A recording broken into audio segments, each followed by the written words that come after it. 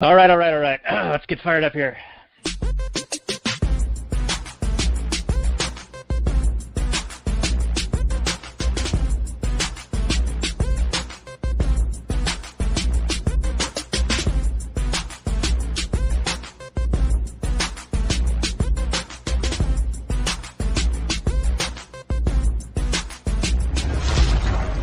Maximum freedom. Read. Stay on target. Maximum freedom. Stay on target. Maximum freedom. Read Rothbard.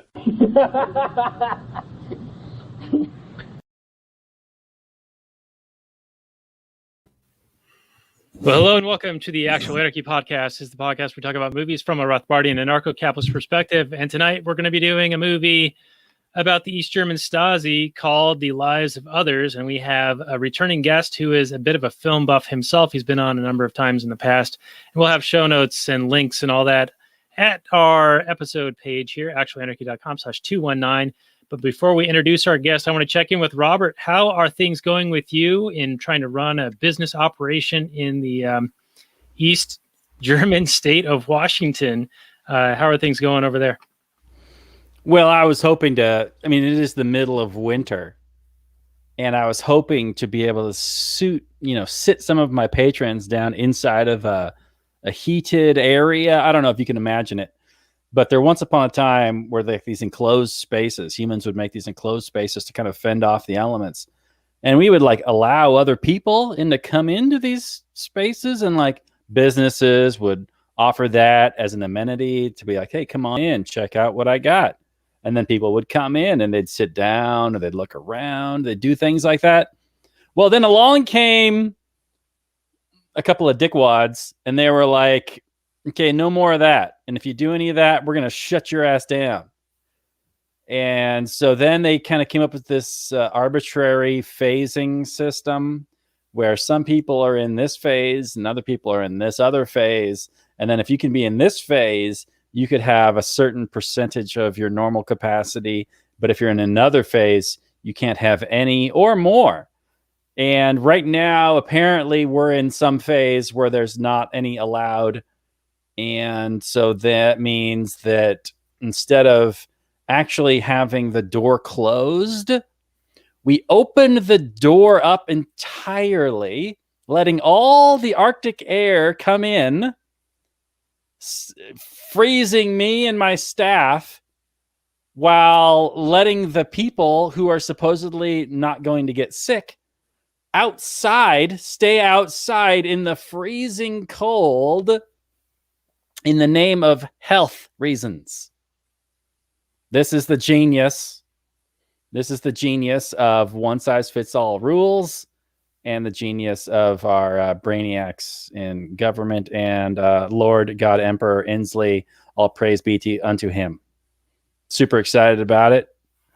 I was behind a car on my way home today, a truck that had painted its tailgate, Inslee sucks ass. It made me happy. So yeah, I'm doing great, Dan. My girlfriend is going to make me a blueberry pie tonight, though, so I'm really excited about that. So, you win some, you lose some. Well, it sounds like things are looking up for you. And yeah, it certainly does seem like there are a number of different phases that keep changing around what they are. And I think that they started adding increments in between them. I remember a few months ago when they were talking about stage 1 or phase 1 and then 2 and 3, they started having phase 1.1, phase 1.25, things like that. And then they went to some color-coded scheme, and I'm not sure exactly what they're on now. But it certainly doesn't seem to be a very scientific approach. But, you are a science denier, of course, and you would never want to take advice from, motherly advice like, oh, don't stay out in the cold, wear a hat and keep your hair dry, those types of things. Because in the olden days, it used to be that when you go outside and be in the cold for too long, you would get sick.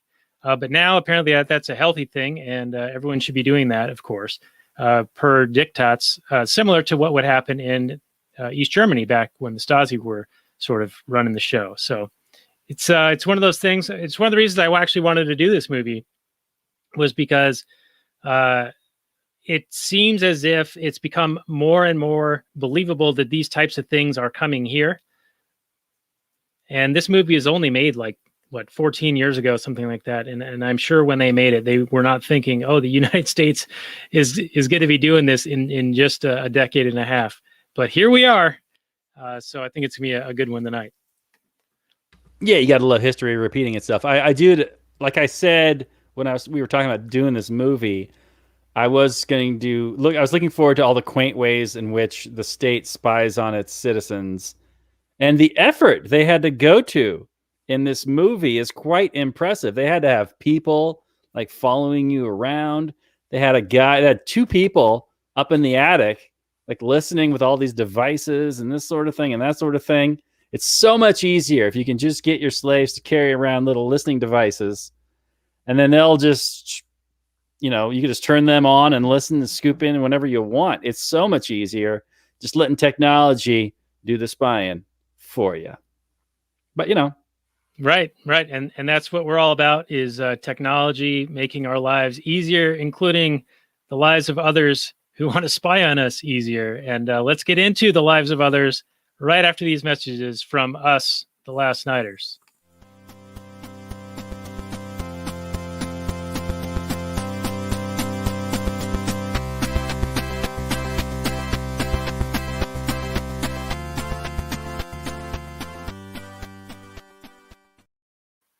Hey everyone, it's Daniel Elwood and Robert Paul Johnson, and we are the Last Nighters. You can find us on the Liberty Movement's YouTube channel and also at lastnighters.com.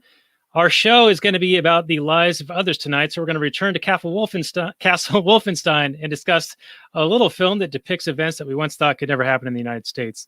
Our guest is Jon Reed, returning to the show to talk about this Oscar-winning foreign language film, The Lives of Others. It's a movie in which there is no justice and there's no privacy. And it seems as if we're kind of heading headlong into that same world once again here. History repeating and rhyming. But you can find the show notes and more at lastnighters.com/162, as this is the 162nd episode of this here show. Jon Reed is of Jon Reed Creative and also ran a website called Libertarianism for Normal People. He was on with us for The Aviator, Reds, and what was that San Francisco film we did with you? And the band played on. And the band played on. That's right. Now, we were going to be doing Deliverance on your next appearance. I think that's what we were hoping to do the last time we talked. But recent events with the social media crackdowns and the COVID restrictions and the masking and people reporting businesses not following guidelines and people turning in family members or neighbors for having relatives over for the holidays, things like that, really made me feel like The Lives of Others was a little bit more on topic than Deliverance. Though the insurrection, the LARPing boogaloo that happened at the Capitol, you could argue that Deliverance would fit in with that. But I wanted to do this one, and I think it's got a lot of meat on the bone to discuss. But welcome back to the show. If you want to say a piece about what you do and maybe what your initial thoughts are on this movie before we get into the Google description, how we usually start these things off. Well, first of all, I think to Robert's earlier complaint about his business, it's his fault for not being a grocery store or a Walmart. So that's on him. Second of all, there's a popular meme on Facebook, on social media I see with Lisa Simpson in front of this big whiteboard. And whatever caption you put in there is supposed to make the point. And there's one I saw where it says, a lot of you would have rooted for the Capitol in the Hunger Games, and it shows. And I think with this film, a lot of people today would root for the Stasi, and you can really tell who those people are. So it's a good film to talk about, especially now during these times where everybody seems to be want to crack down on misinformation or disinformation. So it's apropos. Yeah, all you got to do is replace a writer who actually wants to write about things with science denier, non-mask wearer. He had a party in his apartment, and it was against regulations. So, yeah, or blogger who thinks that there's a pedophile ring in Washington. The blogger who has absolutely no power, hardly any audience, but the mainstream media and the cathedral seem to be intensely scared of that person. Indeed. Well, it's hard to when they don't have truth on their side. They're going to be afraid of anything that shines a light, even no matter how small that light is. So it makes sense that they would want to crack down, as they do in this here movie. So I'm going to pull up the Google description so we can get this thing started off in a proper sense. So bear with me as my age prevents me from doing this more rapidly here. And adding it to the stream. Oh, look at that. All right. So The Lives of Others, 2006, rated R, thriller/drama, 2 hours and 18 minutes. Got an 8.4 out of 10 on IMDb, 93% Rotten Tomatoes, 89% on Metacritic, 91% of Google users liked it, and it won an Academy Award for Best Foreign Language Film. In 1983, East Berlin dedicated Stasi officer Gerd Wiesler, doubting that a famous playwright is loyal to the Communist Party, receives approval to spy on the man and his actress lover, Christa-Maria. Wiesler becomes unexpectedly sympathetic to the couple, then faces conflicting loyalties when his superior takes a liking to Christa-Maria and orders Wiesler to get the playwright out of the way. Came out in the U.S. February 9th, 2007. Language is in German, so Robert, my apologies. I made you have to read to enjoy this film. But let's get your take on this with your opening salvo, please. Yes, I'll just remind you that revenge is a dish best served cold. And let's just say that some of my upcoming movie picks will be not so much enjoyable for yours, as in I was going to say yours truly, but that would be me. So I mean the opposite of me. I mean you. So yes, thank you for that. Although, spoiler, I really did enjoy the hell out of this movie. Not only was it ripe for discussion in the sense that there's so many things to talk about for us from our point of view, but also it just tells a really great story.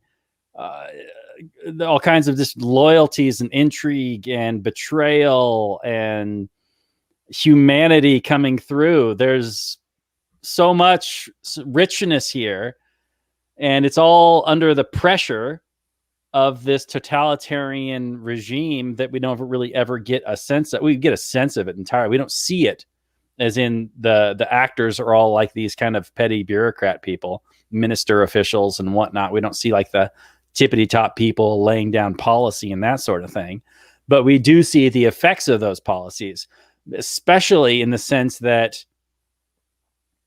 they are constantly rewarding people. Like, people's careers are made by finding dirt on other people, and you're rewarding, really, really bad behavior. So it's just like, when there's like a gun buyback, and then there's that one hero libertarian type guy who goes to Home Depot and buys some PVC pipe, and he puts it all together, and he puts it as part of the buyback, and he spends like $15 on stuff at Home Depot, and he sells it to the government for like $300 or whatever the gun buyback is. It's like, when you offer an incentive for a thing, you're going to get those things.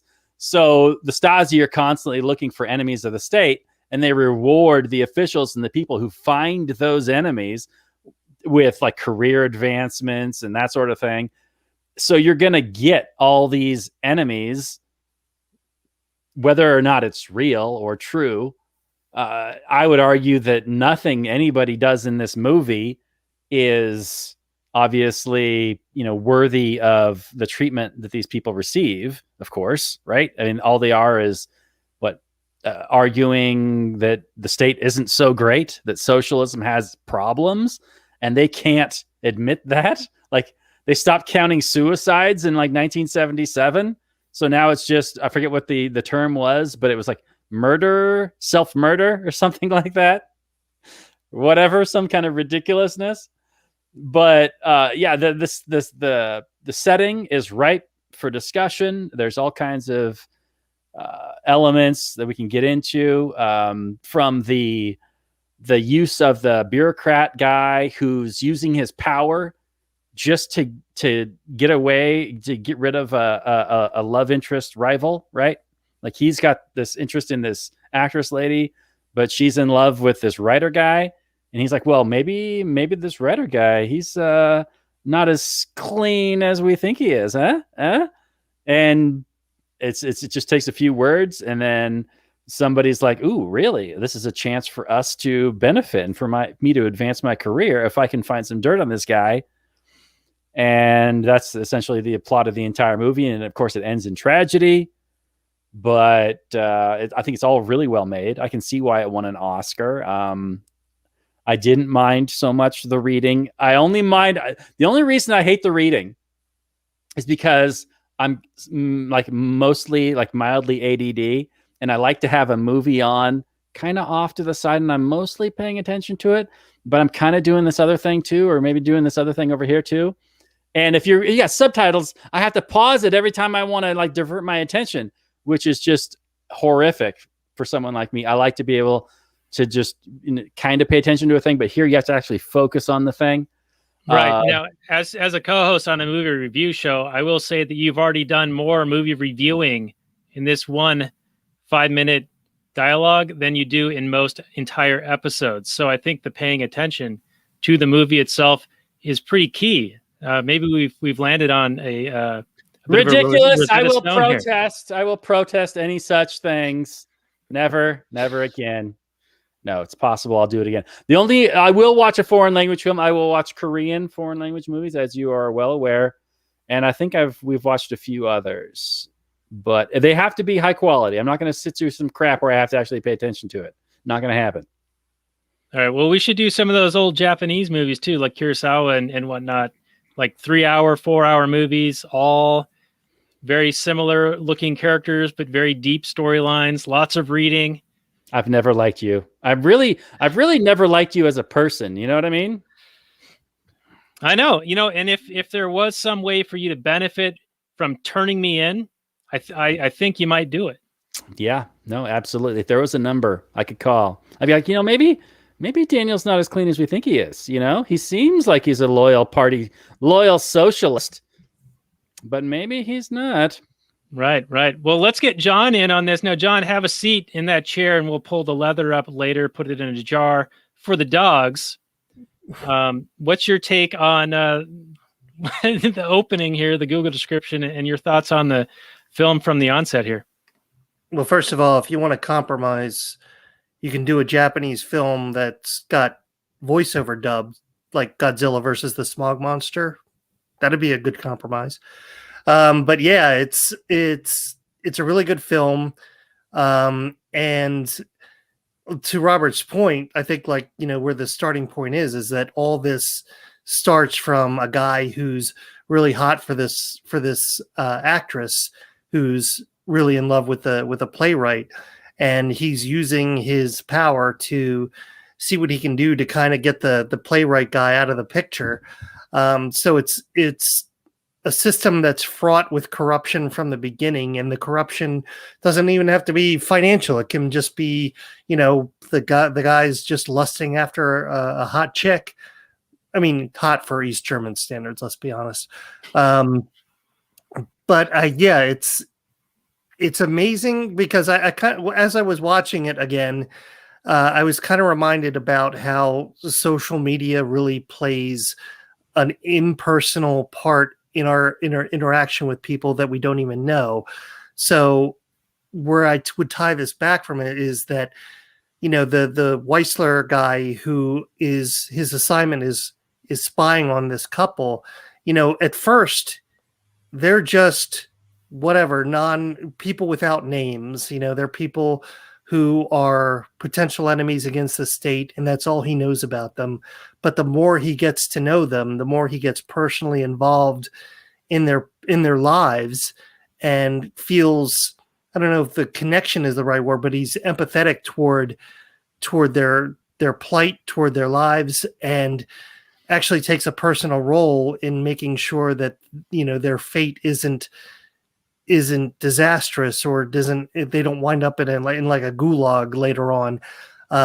So I think it's allegorical to social media in that, you know, we'll fight forever with some person that we don't even know who lives 2,000 miles away from us, because they're just a profile picture on our computer screen, and we don't interact with them personally. We don't know them personally. We don't know if they're married, if they have children, what kind of a parent they are, what kind of a father they are, what kind of how they treat their parents. You know, they could be very wonderful human being, but when we encounter them on social media, they're just jerks, and we're not even hesitant to give them like a good tongue lashing if we feel that they deserve it.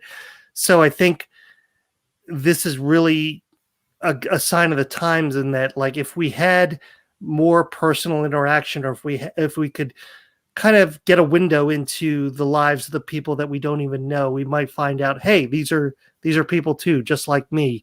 And I think that's the real point of this story here, is that, you know, you could be part of the government, you could be a total authoritarian, you think people should have they should be deplatformed, or they should be canceled.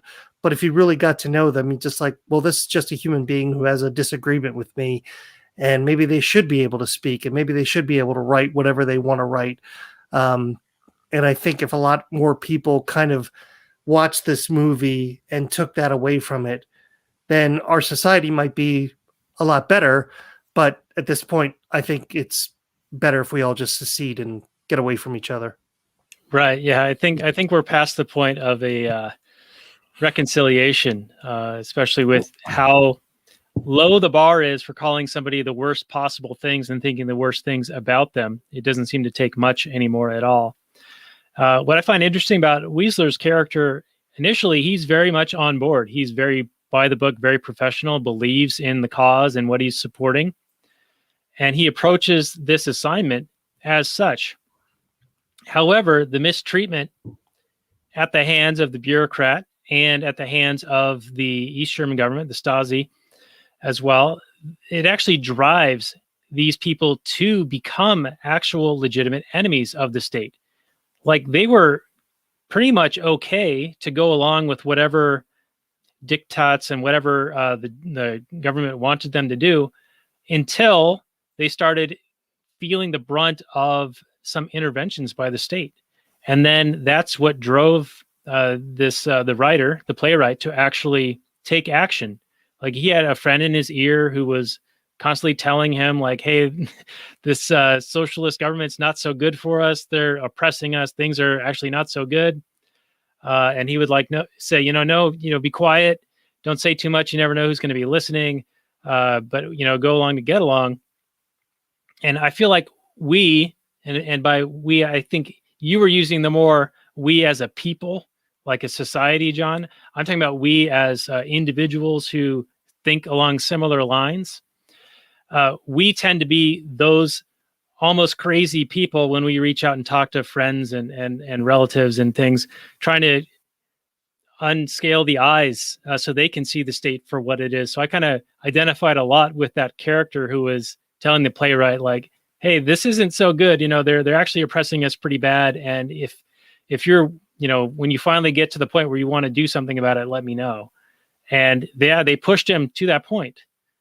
He probably would never have resisted. He was probably fine being docile to the end of his life if they would stop messing with him and stop messing with, like, his friend who they blackballed from being a director, who ended up committing suicide, and his girlfriend who was being sexually assaulted by the bureaucrat. So it's like the apparatus itself created the enemies with which they justify the apparatus. So it's this self-reinforcing mechanism that's kind of at play here. Your thoughts on that, Robert? Well, yeah, it just reminds me of how these petty tyrants they'll play on any kind of human weakness, and then they'll use it for their own benefit. So, the I don't know, what was his name? The minister guy. he like knows that this girl is on taking this drug to help her perform as an actress. But I don't know who makes it illegal to have this drug, but somehow it's illegal. And I mean, it just totally happens here, right? Also. And then he like not only like looks away, but like helps her get it, I guess, maybe. I don't know. I'm not like clear on how that is, but he definitely looks the other way. Like he knows all about it and he could turn her in at any moment, and probably is kind of holding that over her as a way of like controlling her, right? And that's what these tyrants do. Like no human being is going to live up to the standards that these authoritarian control socialists do. So that everybody, same as here, there's nobody that lives completely by the books, letter of the law life. It's just completely up to the control freaks and the enforcers to whether they want to enforce it on in this situation at this given time, and that gives them power over you, right? I mean, how many times has the attractive girl gotten pulled over by a cop, and she gives him the puppy dog eyes, and he's like, "Okay, buddy, it's whatever, it's all right." He gets a little bit of a thrill out of that, a little bit of power trip. But then maybe another guy pulls over, and he's not giving him the bootlicking treatment. And so then he gives him the ticket. It happens all the time, everywhere, at all times, because no one's going to live up to this insane level of rules that you all have to live by, especially in a situation where thought crime is basically illegal in this movie. And I assume this movie wasn't made by anarchists. I think this is just what was the case. I mean, I'm not exactly sure how true to life this movie is, but in the very opening scene, I think like the third line uttered was by the interrogator, and he says, "If you think our system is capable of imprisoning people on a whim, that alone is enough to justify your arrest." Meaning, if you even think we're doing anything bad, that's enough to make us want to imprison you, because we can only deal with pure-hearted socialists, and you have to be 100% pro-party, thinking we're the best in the world. It's very much what I hear from coming out of like North Korea, right? Where they just think everything is just the greatest. The world outside of North Korea is an absolute hellhole. And it's just like this mass groupthink. And if you go outside, you stray outside the groupthink, then that's reason enough for them to take you out, because we can't have people thinking that around and spreading those ideas. That would bring down the whole system. It's a very fragile system. The more they squeeze, the more brittle it makes everything. And you have to have incredibly tight control over everybody and every action. And it's got to be exhausting. And that's why another reason why their economies are always absolute dog shit, because people don't perform well under these level of stresses where they completely control everything, your thoughts. I mean, just it's an absolute nightmare scenario. If anybody wanted more reasons to hate these authoritarian type regimes, watch this film. It's a perfect. They don't go into the economics, but they go into people's personal lives plenty, and why you wouldn't want this kind of situation happening in your own personal life. Right. Yeah, for sure. And they do make it pretty obvious that people would not be happy living under this, but it becomes, like I was saying, this reinforcing thing where the very nature of the system itself creates the enemies with which they use the system against. And so it becomes this self-perpetuating thing. And I think it was Ayn Rand who said, if you need more criminals, then you create more laws and you make more things illegal. And I want to say there was a book that came out maybe a decade or two ago by Harvey Silvergate called 8 Felonies a Day. And there's so many laws on the books in the United States, at least at that time, that almost every person, the average American, would commit 8 felonies per day just going about their daily average life. And so all it would take was some interest to be piqued by someone in a position of authority to get anybody for any of these, felonious actions that probably on the surface would not seem like they should be crimes at all. Yeah, certainly. And that just gives more and more opportunities for these technocrats, bureaucrats, minister type people to exert that influence and corruption over anything they want to get, right? So, I mean, everybody is essentially at their mercy when they can just snap their fingers and a group of guys in a black van come and snatch you up. I want to go to John right after I point this out. My wife mentioned to me that there's this article that the CDC gave guidance. So now the federal government is imposing these restrictions on airline travel. And so now masks are required and all these pages of regulations related to it. But the thing that she pointed out to me was that it's at the discretion of the enforcement officer at the federal level to determine whether you're drinking your beverage, legitimately drinking it, or just using it as a ruse by which you have a reason to not have the mask on. And so it's that exact thing. It's that discretion of the enforcer in this very like rubbery like law or regulation or enforcement action that gives them all sorts of discretionary authority and power over you. So John, I'll get your take on that and whatever other topic you want to bring up. Well, I'm sure that the enforcer is well trained to know whether you're faking drinking or legitimately drinking. So I think that's these are professionals.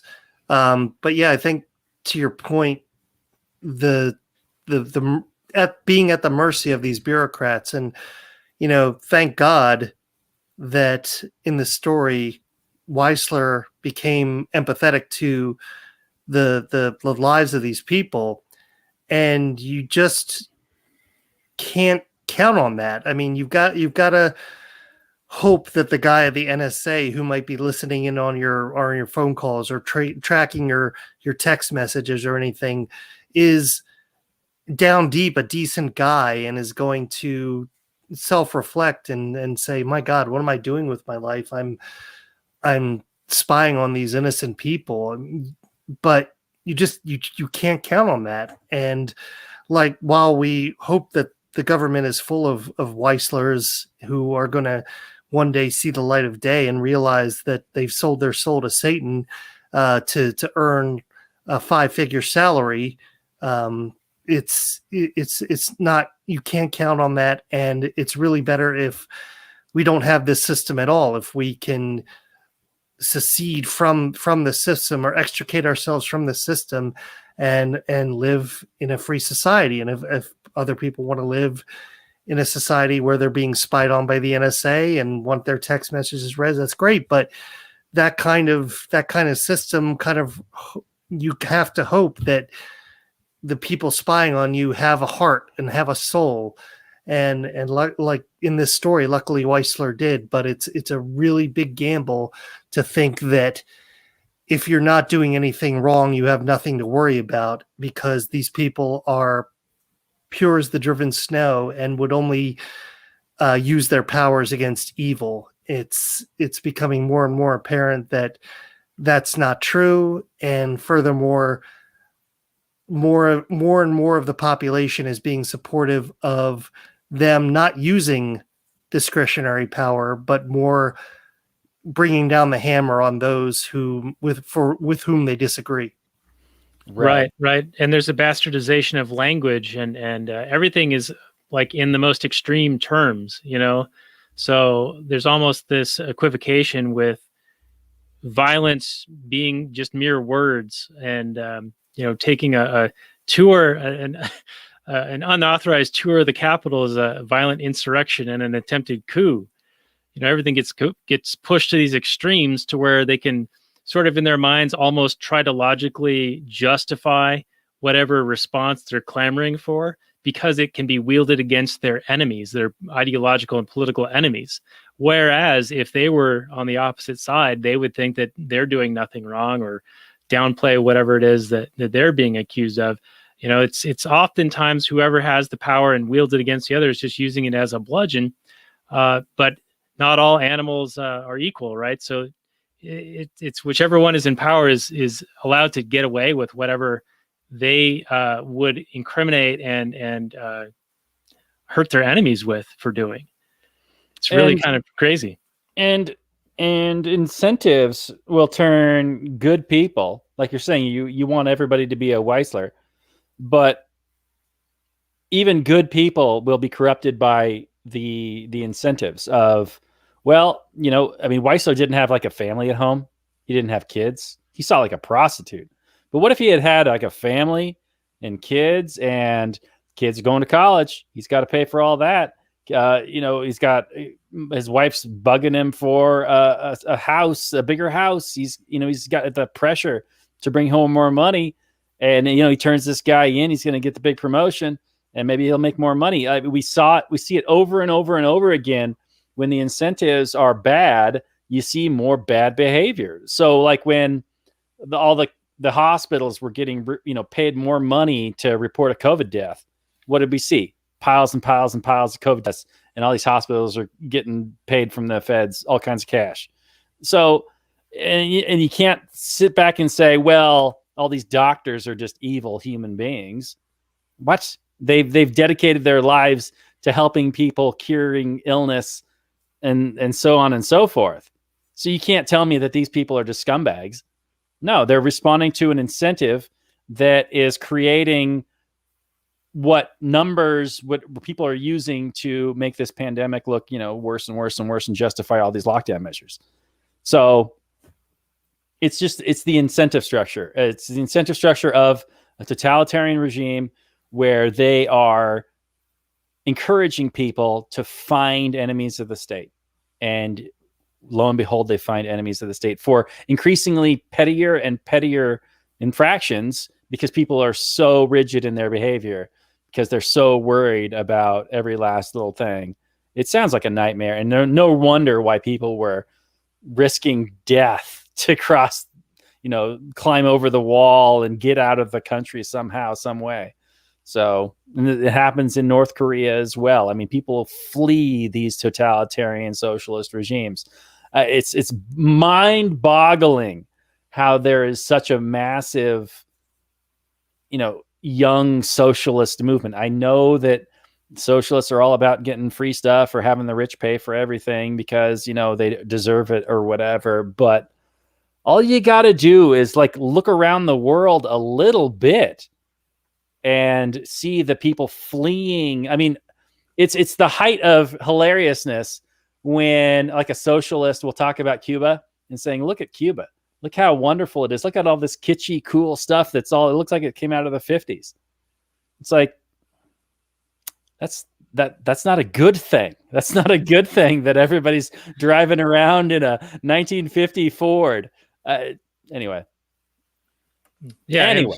People are making rafts out of garbage to get out of there, and it's just wild that people will just claim, well, that's not real socialism, or it's those Western imperialist powers doing sanctions or whatever against them that's causing all these problems. And while that may exacerbate it for sure, and I'm no fan of government doing foreign interventions at all, and I'm sure it's to blame for certain things, but the very nature of socialism itself breeds this greed and envy, and this totalitarianism and authoritarianism goes hand in hand with it, with this top-down attempt at control and economic planning, which is doomed to fail because they can't calculate, they can't allocate resources appropriately. There's no markets to speak of that would determine where things should be allocated to their best use. It's just an overall terrible situation. And well, the one thing I will say about, say what you will about the socialists of old, like the Bolshevik Revolution and those people, they knew very well once they put the communist state in place, they would have to work. They would have to whatever their lot in life was, a factory worker or a bureaucrat or librarian or what have you. They were going to have to work to make society work. Whereas today's socialists, their goal seems to be not to work, and just, I don't know how they're going to pay for everything, but let Jeff Bezos run Amazon so he can pay billions and trillions in taxes. but they seem to be very content with the idea of once their communist or socialist utopia is in place, that they can just, their job can be painting murals all day if that's what they want. They, so again, say what you will about the communists of old, but at least they were ready to roll up their sleeves and get some work done. And you can't really say that was the most admirable thing about them. If there was anything admirable about them, you can't even say that about the socialists of today.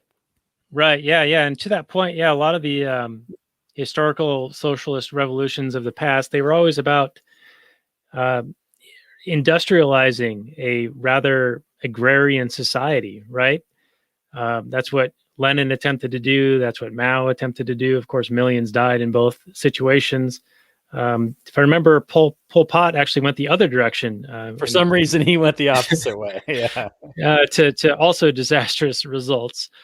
But, they always have, and this seems to be a truism for any justification for these government actions, is they have the welfare of the people foremost in their minds, that they are benevolent and they are going to be improving society for its inhabitants. If only we could get rid of these enemies who are just in the way and screwing things up and resisting these things. And of course, it just begets more resistance because they're using increasingly authoritarian tactics, which unfortunately I think is the path that we are unfortunately headed on here. Indeed. Now, there was one scene in the film that made me scratch my head a little bit.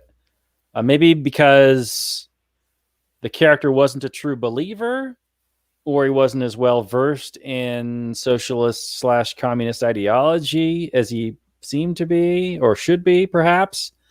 I don't know. But it was the minister guy, the fat minister guy that had a boner for the chick. He was having an argument at the very beginning at this party for the author guy. They were dancing, the author and the artist chick. After, it was like the after party for the play they did. And he goes up and he talks to the writer guy. And he says that people don't change. People will always be the same. And I forget the exact context, but that stuck out to me because don't socialists believe that they can remake man into a new socialist man, to only care about others and put the party and put everybody other than themselves first, that sort of thing? It seemed to be antithetical to socialism, and it stuck out to me. Did you guys catch that? Did that stick out to you at all? I do recall that, and I think maybe he was using that as a justification for why that person who is an enemy of the state would always be an enemy of the state. Yes, that's what I think it was specifically talking about Jerska, if I'm not mistaken, the director who was blacklisted. Right. And yes, he was. The writer was like, give him a second chance. It was what he said. It wasn't so bad. And then he was like, no. He's going to be the same all the time, no matter what. Yeah. So I think it's another matter of, the rules are whatever they determine them to be to wield against their political enemies. Well, remember, I mean, Marx's whole theory of communist society would be eventually that it was a natural evolution. He granted that we needed capitalism to innovate and to get humankind to a certain level of wealth and life. But then he thought that, once the people were working in more industrial, and they would just eventually take over the means of production. When Lenin came along, that was supposed to be the goal. He was supposed to put in an authoritarian state with the goal of eventually they wouldn't need a state anymore. So what we're talking about is not kind of originally the idea was not making man into the kind of socialist Superman. It was more along the lines that everybody was going to evolve in that way once they found out what a wonderful society that communism could be. They found out pretty quickly that human behavior or human nature is kind of the opposite of what they think the socialist thinks that the man could eventually be, and they had to use force.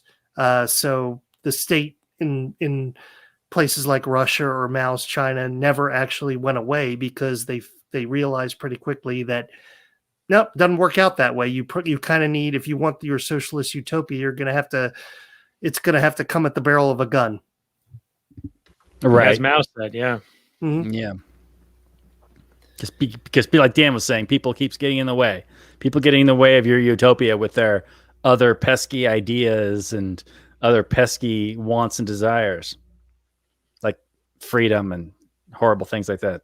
I'm not saying this isn't like true of the Republicans too, but I mean, it definitely seems that your average, or not average, but your more militant, democratic, progressive voter thinks that, once, if they could only get their system in place, now they have the presidency, the Congress, and the Senate.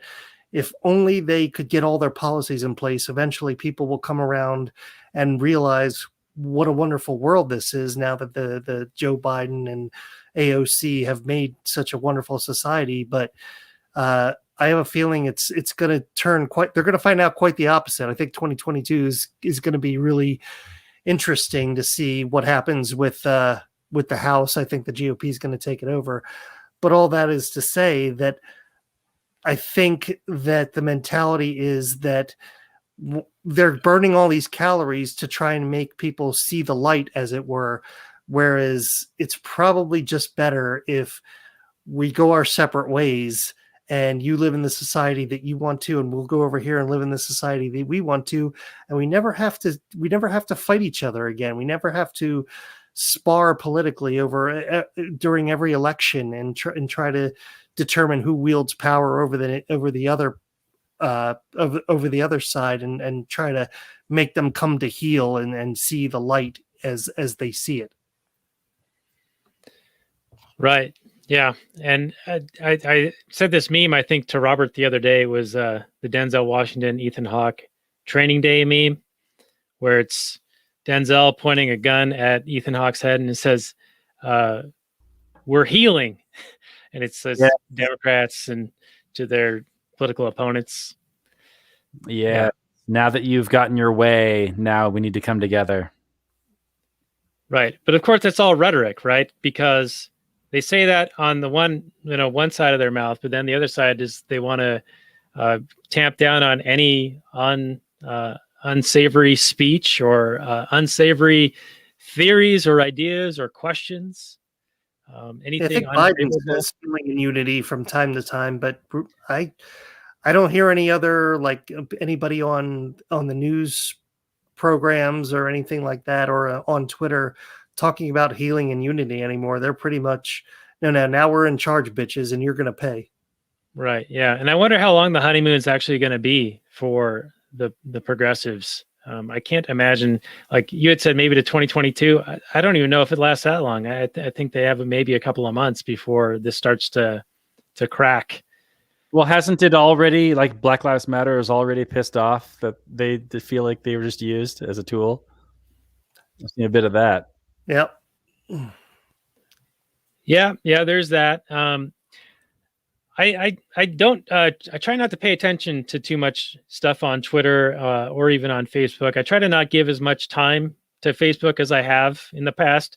And I've also tried to not say as much. I used to engage in a lot of debates with people online. John, I think I did a few on your page back in the day and riled up a few folks. But I try not to do that anymore because I don't want to get shut down. Like, I need Facebook to promote the show and to do some of the other like side hustle type things that I do. And so I don't want to risk not having those pathways and avenues available to me. So in a way, I need to self-censor. And that's one of the beautiful things that they've kind of put into place, is that we have to be careful about what we say, and we control ourselves because they control basically the pathways for communication. Indeed. That's what we end up doing to ourselves out of fear. I think it was Solzhenitsyn who said that, one of the reasons that the Russian government was so successful at controlling people is because they were able to make them say things that they knew weren't true. So to that, in on that level, I think the self-censorship is very much akin to their goal of either making you say something is a lie, or at least shutting up from telling the truth. Right. Yeah. I think I saw that Solzhenitsyn quote recently where it's like, they know they're lying. We know they're lying. They know that we know they're lying, yet they continue and they persist in saying these things that everyone knows is not true. Right. And unfortunately, that's kind of where we're at, even in the United States, which I never thought we'd get here. I mean, I knew there were problems when I was growing up. There were always problems, and Robert and I would sit on his basketball court and come up with all these solutions. Now, often they were about, well, the government ought to do this, but I think we've learned a thing or two since then. But it's those problems seem quaint these days. Yeah, absolutely. No, today with all this past year was just very eye-opening to me in terms of it feels like the country where you kind of valued individual liberty and freedom of speech, all the things that the left traditionally kind of railed for. They wanted people out of their bedrooms. They wanted to be able to say what they wanted. I mean, if you look back at the old like Berkeley protests, they were all like free speech, that kind of thing. And it's like nowadays they hate free speech. It's so weird the way they flipped it. And then now they're just like full on authoritarians. And these people are just like useful little idiots that help out these horrific policies. They're begging for their own enslavement, and it's a neat trick. I think it was about 10 years ago, maybe more than that. But I was having some discussion, and my dad asked me about the United States and the future of the United States, and I was like, I'm not even sure the United States will be around in 30 years or whatever I said. And that's looking more and more prophetic. Not that I don't celebrate that, but I'm not so sure that it won't just straight collapse. Now, usually things collapse due to like an economic way. Like I think Rome pretty much fell due to like mostly economics. But I don't know. What do you guys see? Do you think it'll collapse from some sort of an ideological basis, or more like the weight of the debt and the out of control spending, and people will just be like, whoa, I don't want any part of this, and we'll just kind of like break up USSR style? I think it's going to be a perfect storm. I think to your point, it's going to be economic, because you can't print $6 trillion in a year and expect that not to affect anything. But I also think there's a severe cultural clash going on right now that's really going to come to a head. I think the fissures are really getting larger as we go on. And to your point, whereas like the traditional liberal ideology always supported free speech, but they've thrown in a disqualifier where hate speech is not free speech, and certainly not sharing disinformation, like the election was stolen, heaven forbid. The growing list of things that aren't free speech is not free speech. We have a lieutenant governor here in Pennsylvania who is a real peach. He recently said that anybody spreading misinformation that the election was stolen, they are not protected under free speech. And wow, that's the lieutenant governor of Pennsylvania who's saying that. So it's really interesting, I think, what's going to happen in the next few years, especially as I don't know if you guys agree with me. I don't think Joe Biden's lasting 4 years. I mean, he goes on television on a regular basis, and he can't even read off teleprompter. He's really riding in on fumes here. And I think Kamala Harris is going to be President Kamala Harris within a short amount of time, and that's going to be really interesting. And I think it's the 2024 election is going to be really, really fascinating to watch. And I think if they thought Trump was something to behold, I I'm ready to see what the next, because I think it's going to be another populist type of candidate. It's just going to be somebody who's a little more intellectually curious and a lot more well-read than Donald Trump. And that'll be really interesting to see how that plays out, because I really don't see another Mitt Romney or Marco Rubio or whoever, whatever neocon you want to put out there, being the candidate from here on. Right. Yeah. I keep thinking that those guys from Weekend at Bernie's are actually Biden's Secret Service agents holding him up while he's listening to his earpiece saying "Salute the Marines." I think that Harris going up for re-election in 2024 will be interesting to see who she goes up against. It'll be interesting. We'll see. I don't know if there is. I mean, I know a lot of times they're looking for a good candidate, and for the past couple of elections, the Democrats have run pretty much nobody. And I don't know. Sometimes it's just a matter of that candidate doesn't exist. I'm curious to see who the Republicans get, though. We'll see. I would say that DeSantis is looking pretty strong right now. Who? DeSantis, the governor of Florida. Oh yeah, I've actually seen him talk. No, he's very combative with the media, and if people, the way Trump did it the last 4 years, people really seem to respond to that. So I could totally see DeSantis being the candidate in 2024. Right on. I'll send you. There was a Vanilla Ice of all people tweeted a 1-minute clip of DeSantis. I'll try to find it and send it to you, Robert. It was pretty good. I'll post it on our show notes page as well. But yeah, okay. It's a page out of the Trump playbook, but I think DeSantis is a little bit more, not incredibly so, but a little bit more intellectually rigorous than Trump ever was. Well, the whole way that he's handled the COVID situation, where he actually goes to people who know what they're talking about and actually wants to know the science, so that he can go back and say, look, we're opening up, here's why, and all you other people who want to keep your lockdowns going, that's on you. Right. Yeah. I think that's what it was related to, that old Rob Van Winkle, Vanilla Ice, posted it. And related to those things that are going to contribute to the breakup of the United States or dissolution of the United States, I think you're right. It is a perfect storm of all of these competing events that are all happening right around the same time. So basically, there's a ton of comorbidities, but I think the actual cause of death listed on the certificate is going to be COVID. Very well could be. That would be hilarious. Yeah. Anyway, are there any other notes that anyone wants to bring up? Because we are getting a little bit long already on this, and maybe any notes about the craft of this film. I know that you've studied film, John. Does this tick a lot of boxes in film craft for you?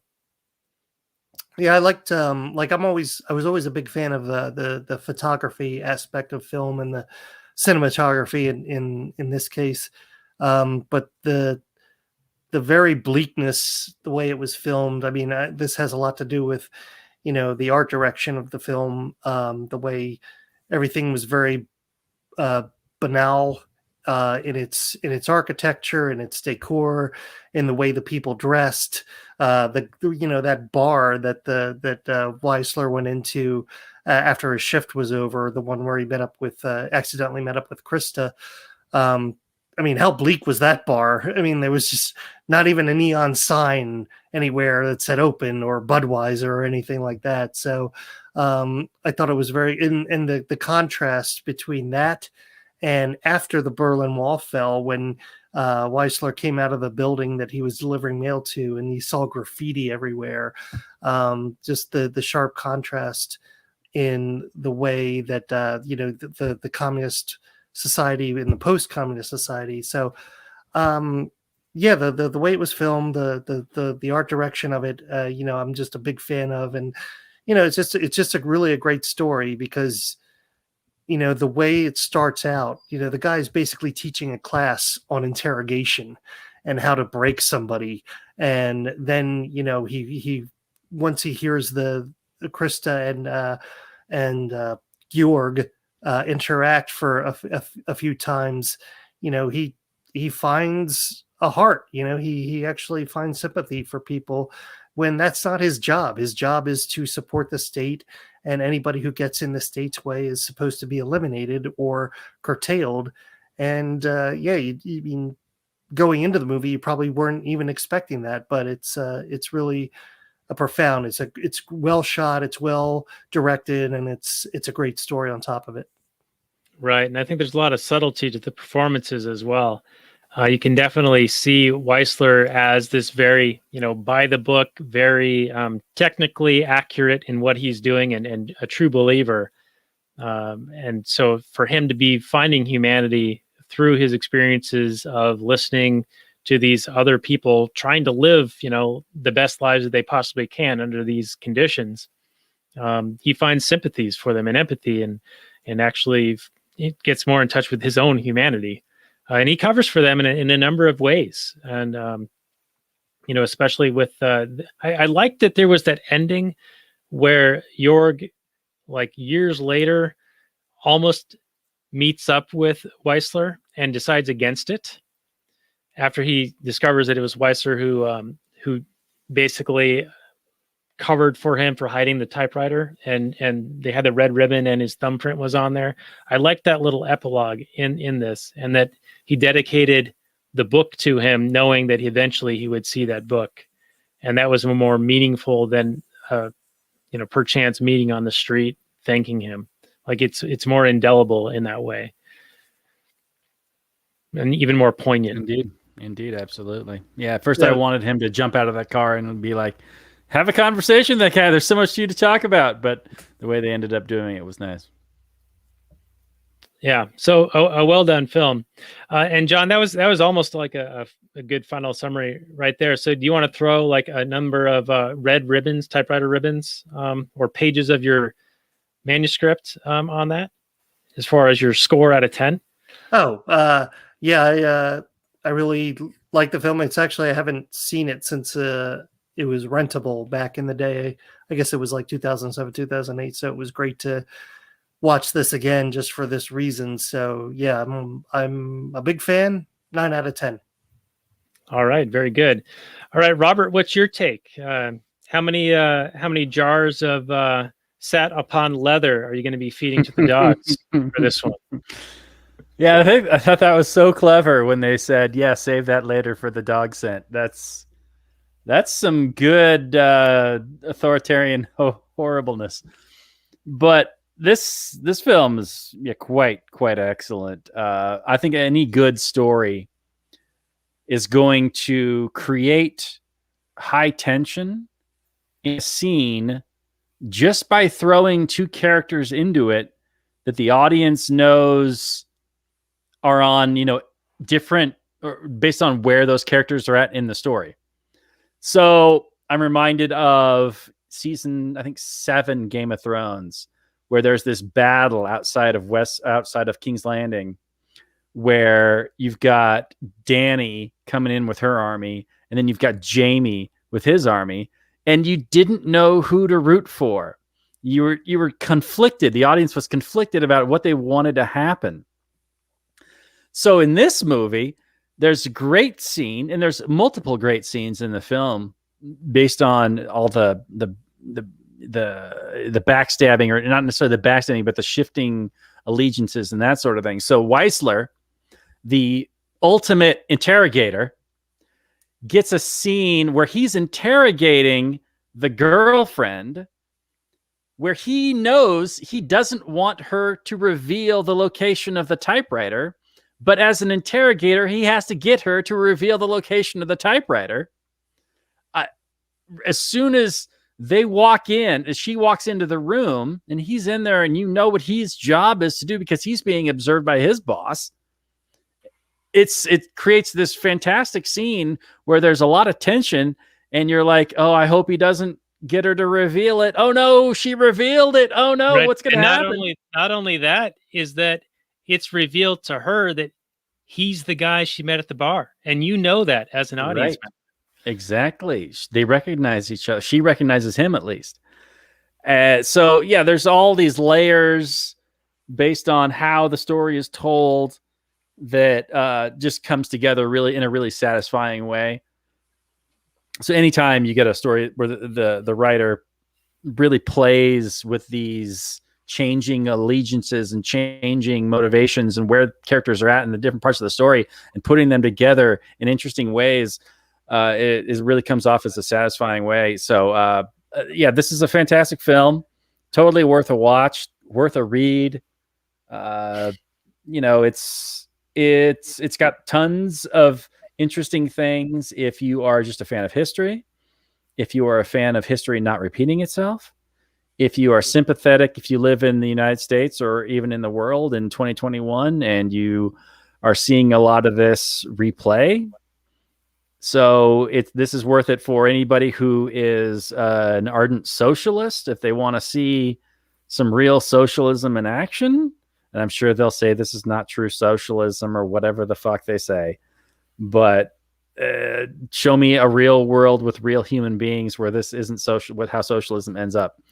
But this is an 8.4 out of 10.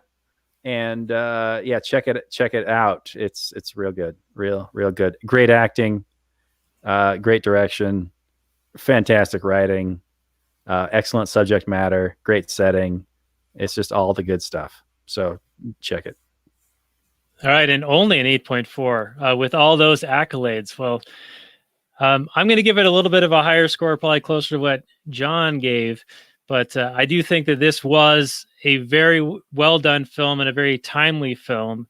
And it does play with a lot of tensions, and it does, I think, showcase a lot of the horrors of what goes into trying to control people with totalitarianism and a lot of the mechanisms that are in play. And one of the things that stood out to me was when the little boy got on the elevator with him and he revealed something about his dad saying something negative about the state. And this was when Wiesler was right on the cusp of like starting to have empathy and regain some humanity.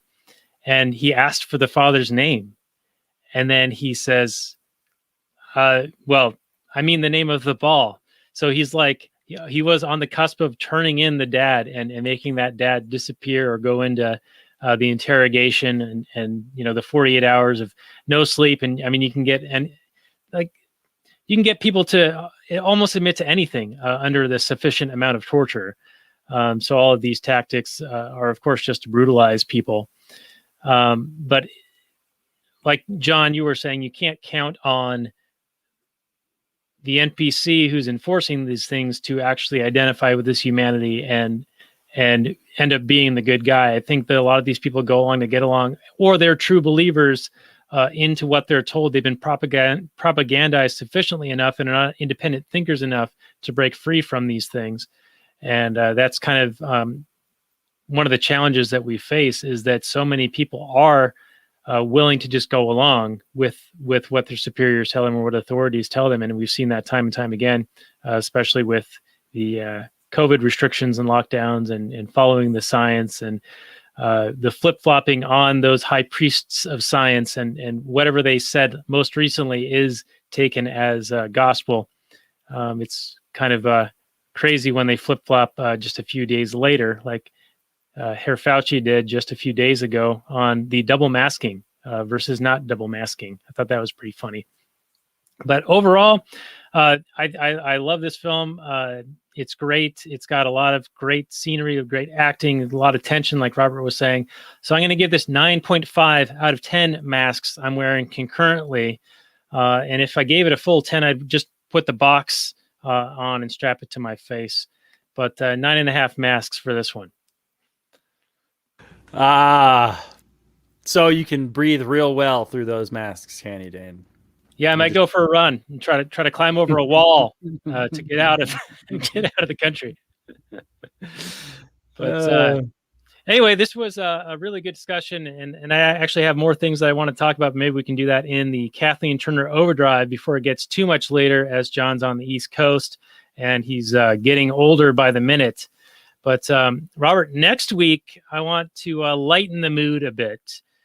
with the return of our friend Snobby Bobby of the Not For Everyone podcast as we celebrate the Chinese New Year with an extra helping of Kurt Russell, Big Trouble in Little China.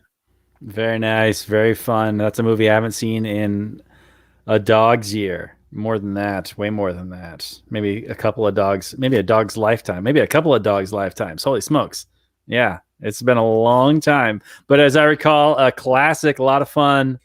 A movie that doesn't take itself too seriously. It's just out to have a good time and play with a bunch of tropes and different things. So yeah, let's do that. I'm excited. Yeah, I think it'll be a lot of fun, and I'm going to be watching it with an eye to how much of it would be considered offensive today, because I'm sure there's a fair amount in that. So that'll give us plenty of fodder to discuss. There has to be. There absolutely has to be. It's made back in the day. So right, and Kurt Russell, he's a badass. So I'm a big fan of that guy, and he's also a bit of a libertarian, so that's helpful as well. As is our buddy Jon Reed, who has joined us for this episode, among others. And I hope you can stick around for a little bit of Patreon bonus content called Kathleen Turner Overdrive. People can get their hands on that at lastnighters.com/Patreon. And you can also find the show notes and more for this and all of John's prior appearances at lastnighters.com/162. And we'll be back next week with our buddy Snobby Bobby for a little bit of trouble in China, Little China. So with that, we'll say good night from last night, everyone. We'll see you next week. Peace out.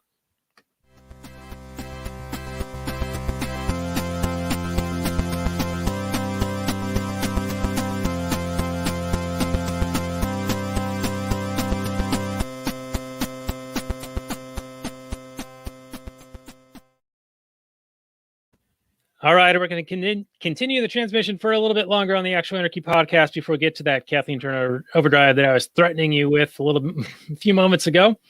There were 2 points that I had intended to bring up during the show, but I'll just bring them up now.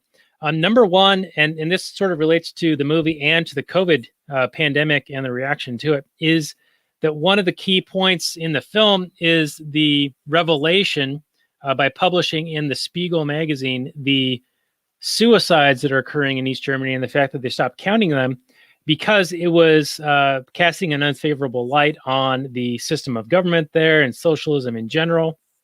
And so rather than, in contrast where they calculate everything else, like to the number of books you buy and shoes that you wear or shoes that you buy in a year, they conveniently just stop counting deaths.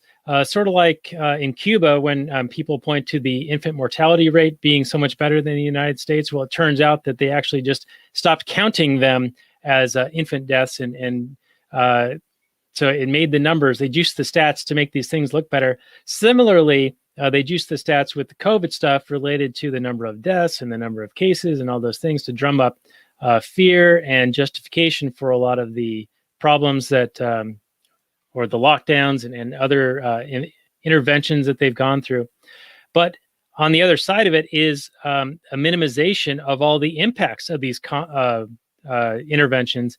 And that would be increased opiate addictions, drug abuse, suicides, overdoses, suicide attempts, suicidal ideation, and all of those things. And that reminded me very much of what we see in this film. Robert, do you have a take on that as it relates to current events? Well, yeah. So that when these authoritarians always want to institute these new policies, they always have to justify them in some way, right? It's like, yes, this is a heavy-handed approach, but don't worry, socialism is just amazeballs. You're going to love it so much. It's just going to be incredible. Yes, I know I'm heavy-handed. Yes, we got the Stasi locking everybody up. Yes, we got laws against every little last thing, but it's all worth it in the end. So you got to minimize all the bad things because you're basically claiming that, well, socialism is so incredible. It's going to be so much better than capitalism. So all these horrible things that we're doing is going to be totally worth it. So any times when you actually institute it all, you have to pretend like it really is that amazing, right? Because otherwise it's just worse what we had before, but worse, right? So you're just like, no, everything's wonderful. So, and then they love gaming the numbers. Like, I mean, all these statistics, all they do is lie all the time, whether it's climate change, global warming, or suicide rates, or unemployment numbers, or just name the number. And there is some fudging going on based on what they're selling, what they're using that number for. So if it's global warming, they'll start the chart at a specific time, and they won't show the chart that's been, over, the past 1,000 years. They'll just start this chart at like 1977 or whatever looks the most favorable for their agenda is what they will do. So this is what you get with anybody selling any kind of horrible system. You can't just convince them like, hey, this is going to improve your life. You have to scare them or directly lie to them and say that, this is all really rainbows and roses. Good job, everybody. You're living the dream. When in reality, you're starving. You're too afraid to go outside. You're 3 inches shorter than your neighbor. Because you can't eat. It's a nightmare, but you're being propagandized into that it's wonderful because, they have to justify their horrific policies. Right. Well said. Well said. And Jon, I know that you have a perspective or an advantage of a perspective related to medical facilities and how they've kind of been impacted by these things. Have you noticed anything related to like numbers sort of being misrepresented or distorted in some ways to justify things, or even just, in your reading of the headlines and whatnot over the last year?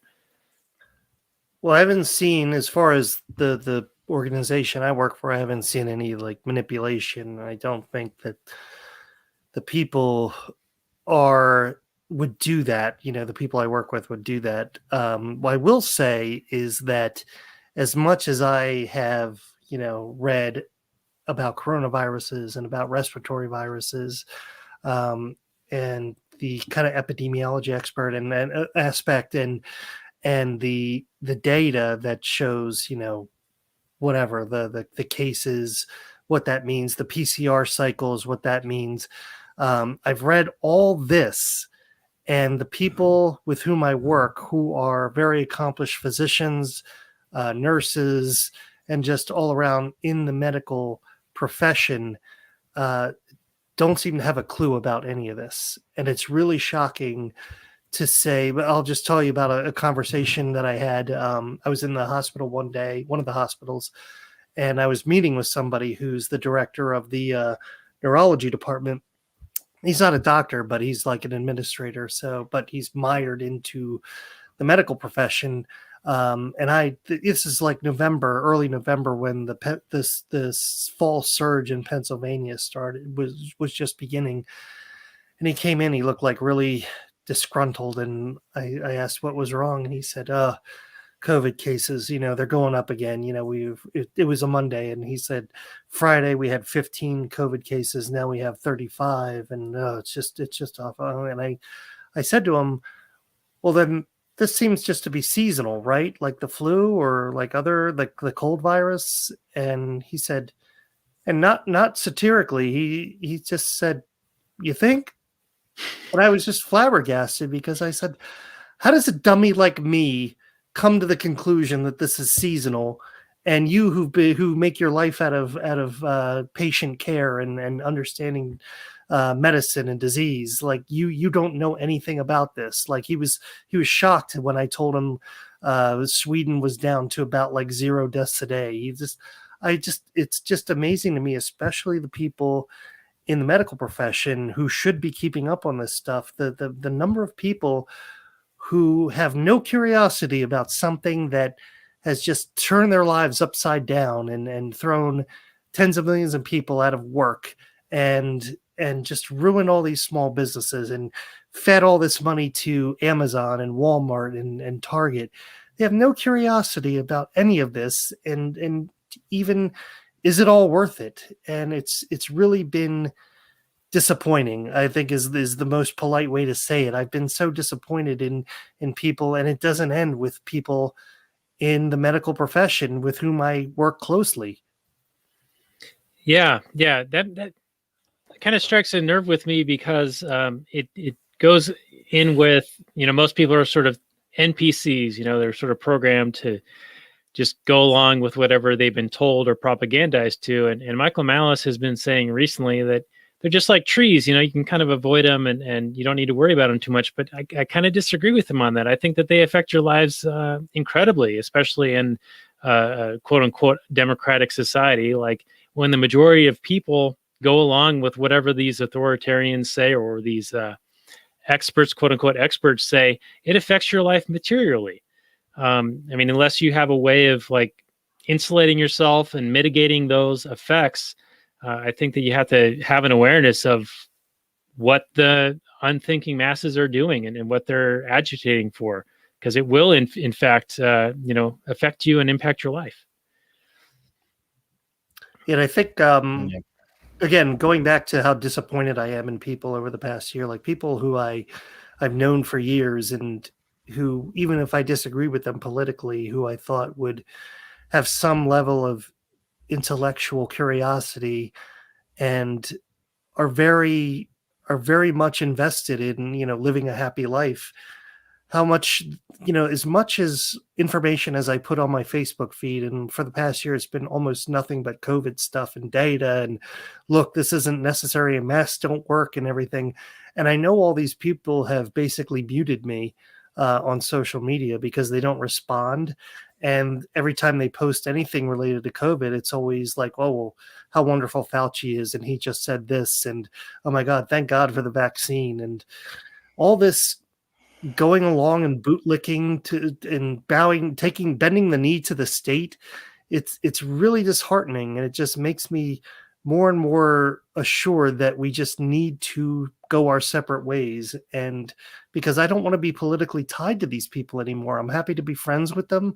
I'm happy to associate with them, but I just don't want to share a political system with them anymore. And I hope that day speeds along quickly, because I don't know when this COVID's going to end.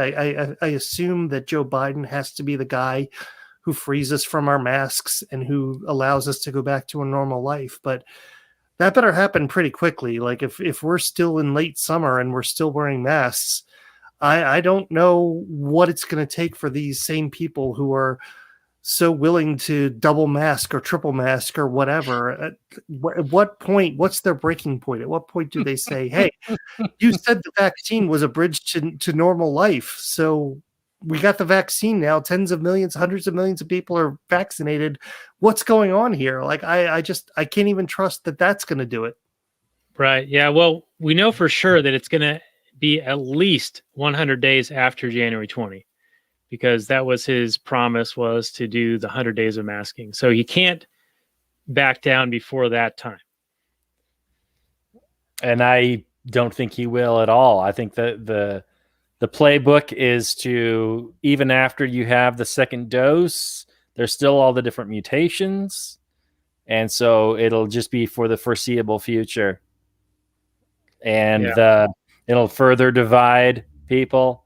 It'll animosity against the mask free. It'll just increase against the people who won't take the vaccine will just increase.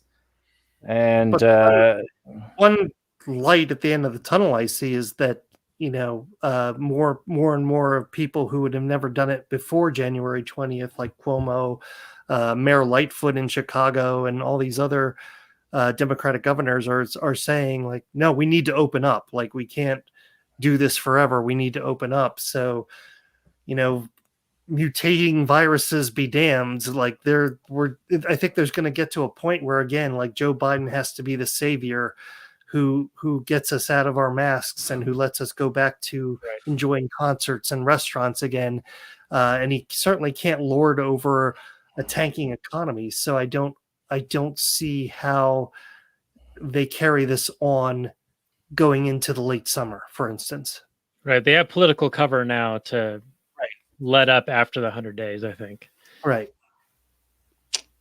We'll see. I think it's just on everybody as an individual to just ignore these assholes and live your life, and then be the leaders, and then they'll always follow us. I mean, I don't think what's his name was too far off when he said that politics was downstream from culture. Yeah, Breitbart.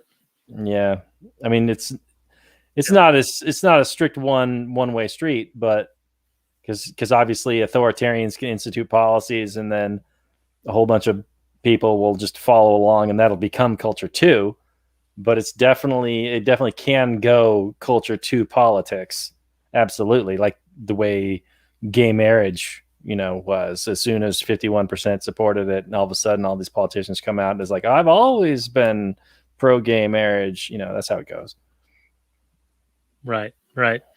Well, this has been a very sobering discussion overall related to this movie and current events. But I thank you both for being on for this one. This is episode 219 of the show. You can find the show notes more at actualanarchy.com/219. You can also support us on Patreon and get some of that pre-show bonus content of us futtering around with technology, trying to get it to work properly.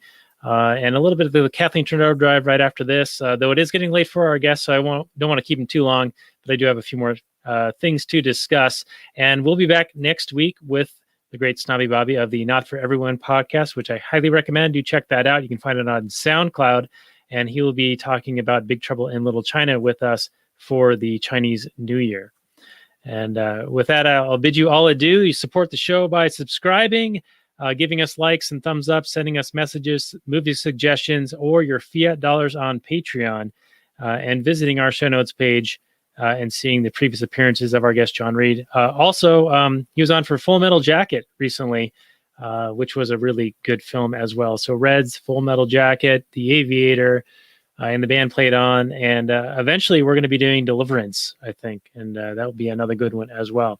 So, Jon, thanks again for being our guest. And hopefully you can stick around for just a few more minutes after this for the Kathleen Turner Overdrive. And with that, I'll say maximum freedom to everyone. Peace out.